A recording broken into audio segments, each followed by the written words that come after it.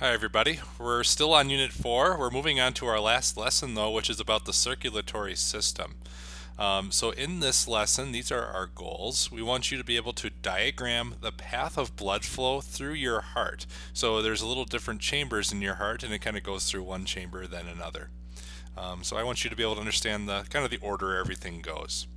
Describe what happens in each step of the circulatory system cycle. So each part of the cycle of where the blood goes through the entire circulatory system, each part is important. Label the parts of a human heart on a diagram. Name and give the function of each type of blood vessel. And name and give the type of or give the function of each component of blood, like red blood cell, white blood cell, and then diagram the three types of circulatory issues that people could have. I think there's more than that, but as long as you can give me three, that would be enough. Let's get started. I still want to review cellular respiration, right? Because this is kind of what it's all about. We're feeding our cells. Our cells need to do certain processes, right? The biggest one, or probably the most important one, is to provide all of your muscles and every single part of your body with energy, because that's how you function. That's how your brain is working right now. That's why your heart is pumping right now. That's why you can move your hands and your arms. So our mitochondria produces that energy. It uses glucose from our digestive system and oxygen from our respiratory system. But how do we get those things to our mitochondria? That's really what the circulatory system is all about. That plays a huge role in getting these nutrients to the cell and the mitochondria, where we can produce that energy. Before we get started, we do have another video to watch. It's okay, this one's my favorite one. It's the circulatory system wrap. It's well done. So I would like you to pause the video now so that you can watch that.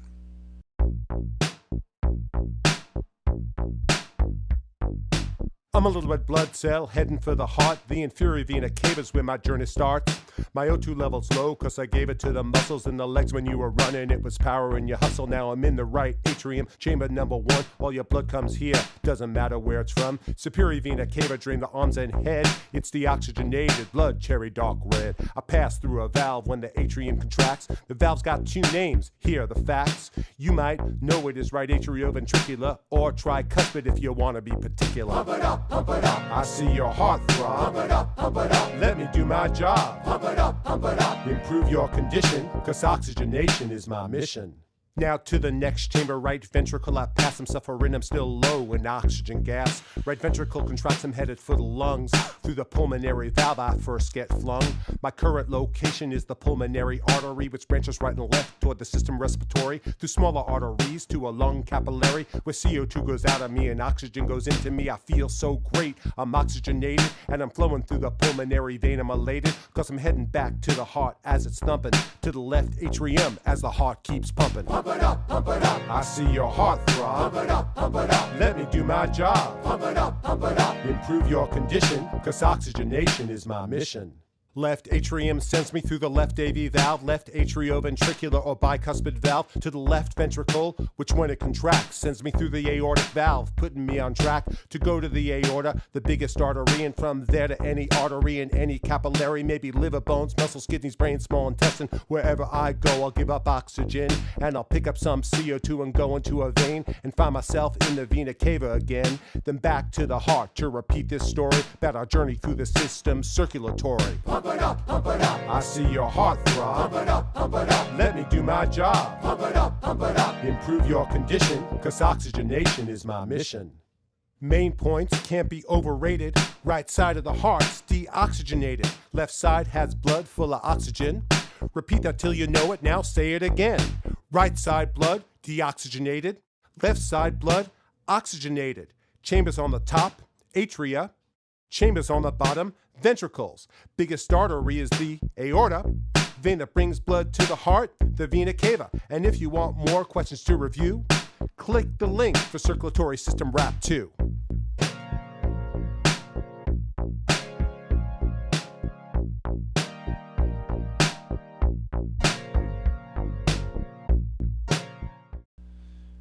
Alright, so now that you've watched that video, let's begin again. So we're going to be using the lyrics from this video to kind of talk about the different stages of the circulatory system and the flow of blood through your heart into the rest of the circulatory system. So yeah, as he does the video, he's actually kind of pretending to be a little red blood cell, and you're going to kind of take your journey through the circulatory system. So where we start though is kind of heading towards the heart. So he says the inferior vena cava is where our journey starts. The superior one is above your heart. The inferior one is below your heart. The superior vena cava takes blood that was basically coming from your head and maybe your upper chest area. It brings that blood into your heart from here. The inferior vena cava, that's the blood that's coming from your legs, from your feet, from even your lower arms. That blood comes in through your inferior vena cava. They both lead to the right atrium. The right atrium is where all blood, I think it says here, all blood comes here. It doesn't matter where it's from. It all enters your heart through the right atrium.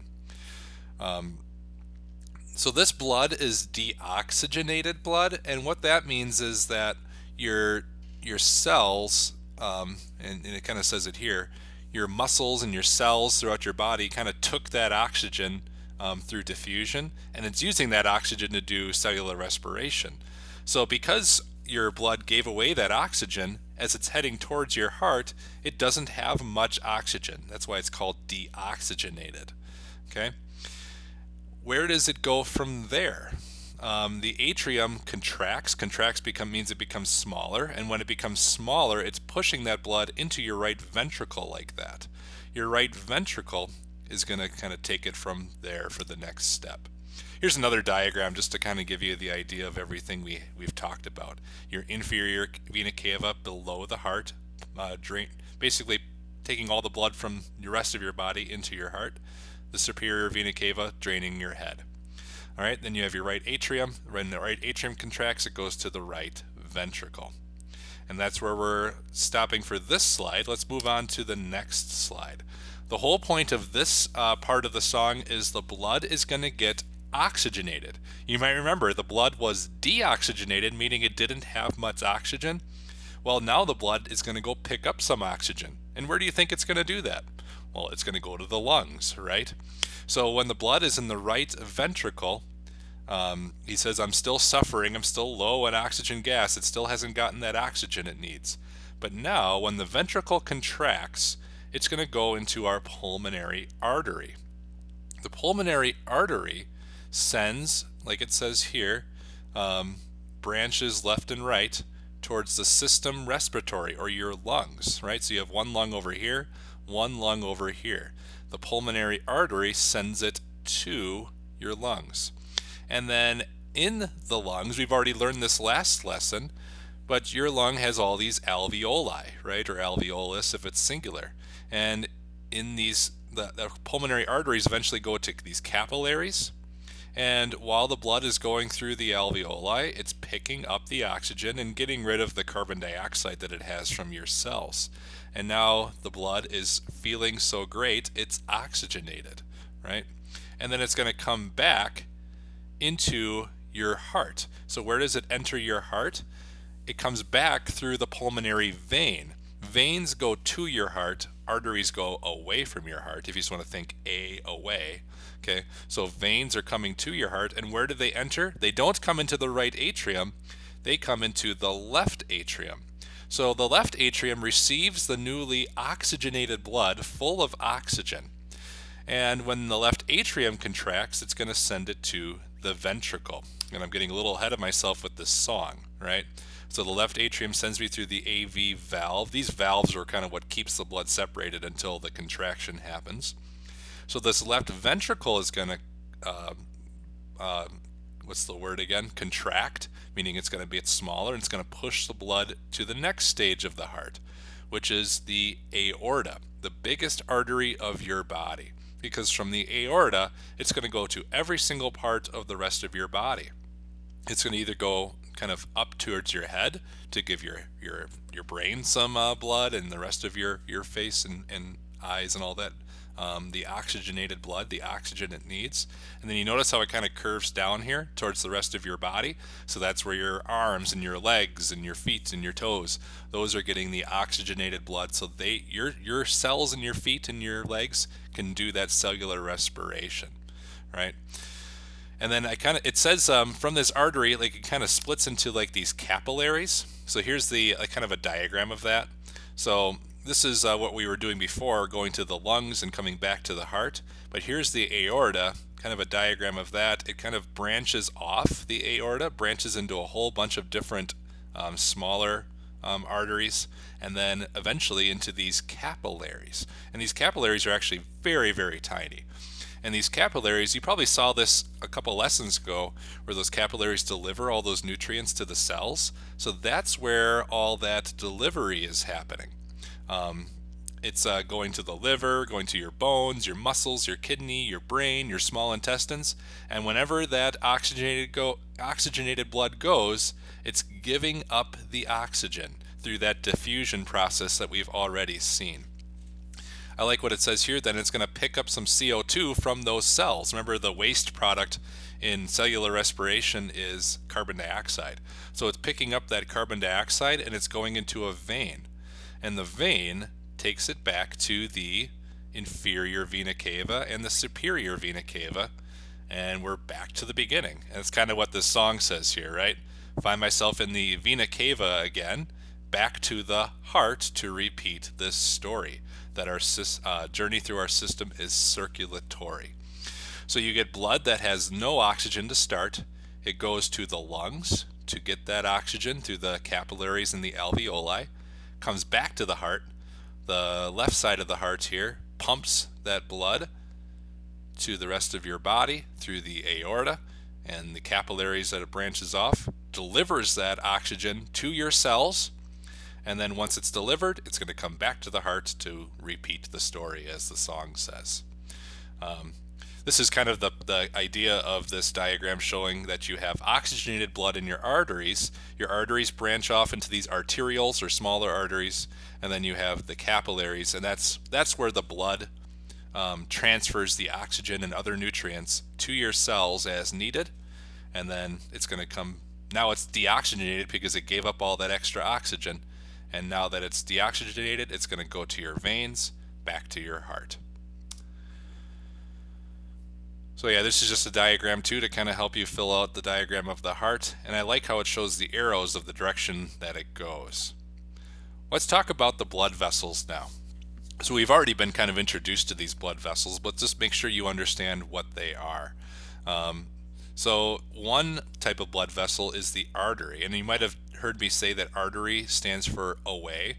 Yep, so anything that is being carried away from the heart. So if we go to that diagram of the heart, this was a pulmonary artery. It's sending blood away from the heart to the lungs. And then the aorta is an artery. It's sending blood away from the heart to the rest of your body.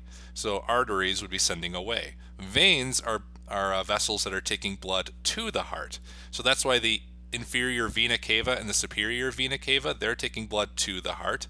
And then the pulmonary vein, once it gets blood from, or oxygen blood from your lungs, takes that blood back to your heart too. You might notice that the vessel for the artery is smaller than the vein, and that's actually by design, like God made it that way, so that when the blood is coming through the artery, it's going to have a lot more pressure than the vein because the blood has a lot more room to spread out. So where does this blood want to go?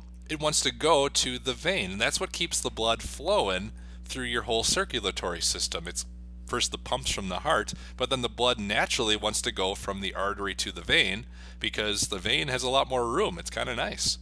The capillaries, as you remember, are much smaller, and this is probably even too big for the smallest capillaries. And those capillaries are the ones that they transfer that oxygen and nutrients to your cells so they can do cellular respiration. And then they're like the transfer point between the artery and the vein, right? It goes from artery to the capillaries back to the vein. This is kind of that diagram to kind of show you that too. So arteries take blood away from the heart.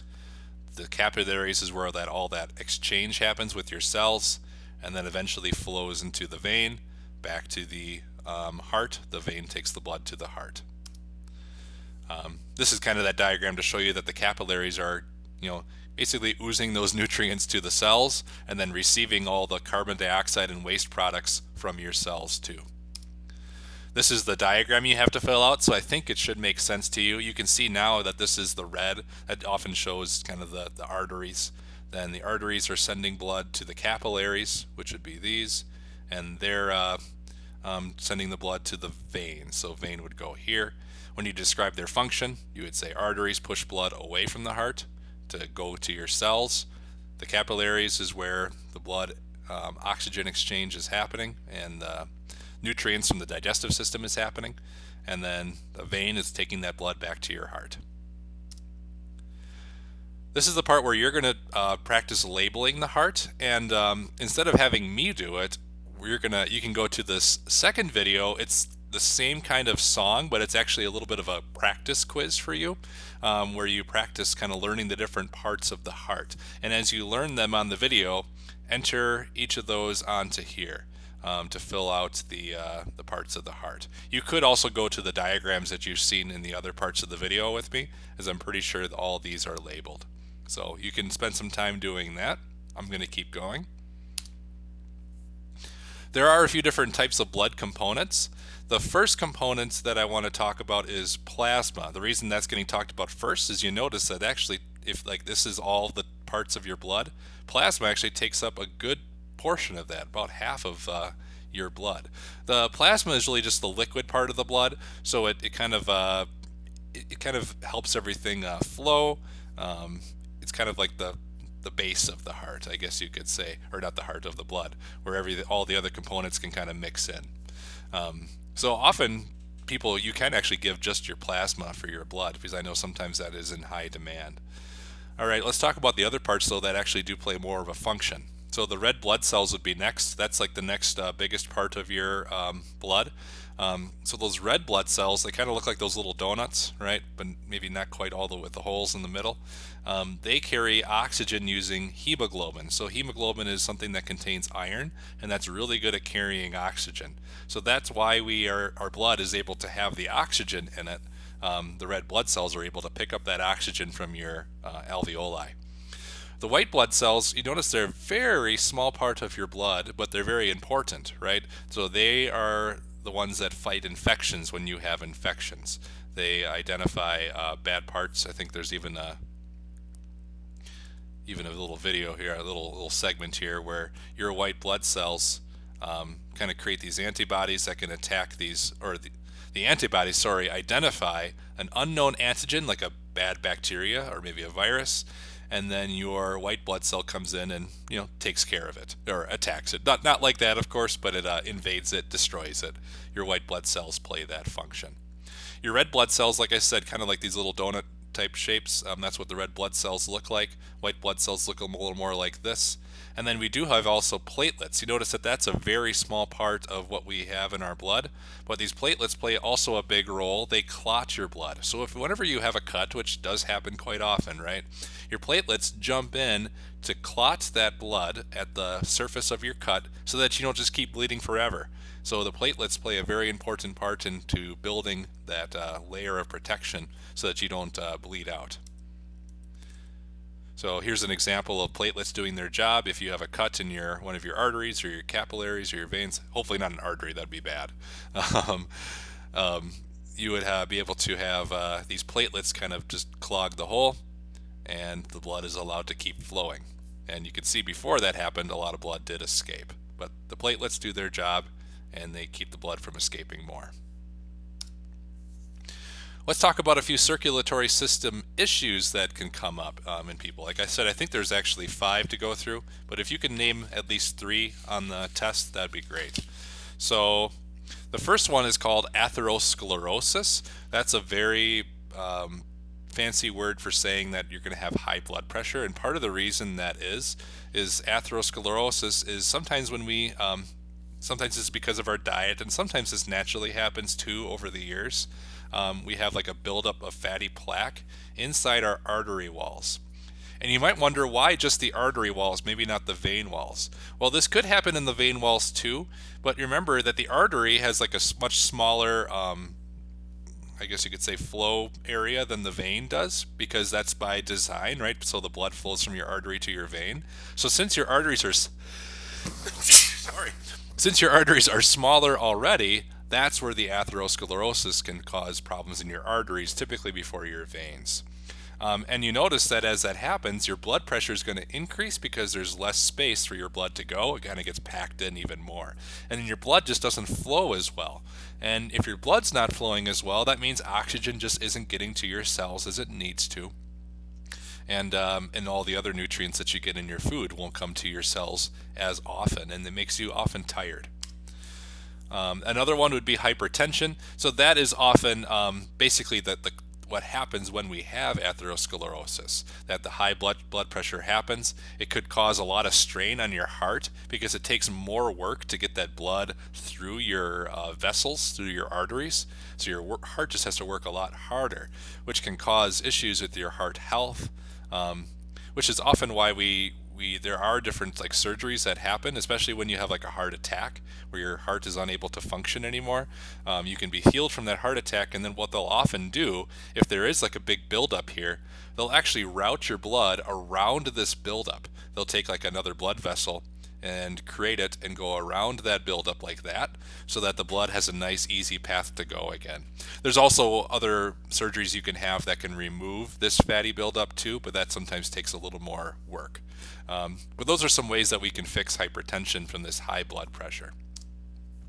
A few other issues that happen, you might have learned with this from me before, is anemia. You might have heard of sickle cell anemia, but that's when you have a lack of hemoglobin in your blood. And hemoglobin, remember, is the main thing that can carry your oxygen. So that means that your red blood cells just can't do as good of a job at holding oxygen, which means your cells in your body just isn't getting the oxygen that it needs. You're maybe still breathing the same amount of oxygen in as everybody else, but your cells in your circulatory system can't carry that oxygen as well. Leukemia is another issue that we have in our blood, and this is mostly with the white blood cells. So bone marrow is what produces our white blood cells and our other blood cells as well.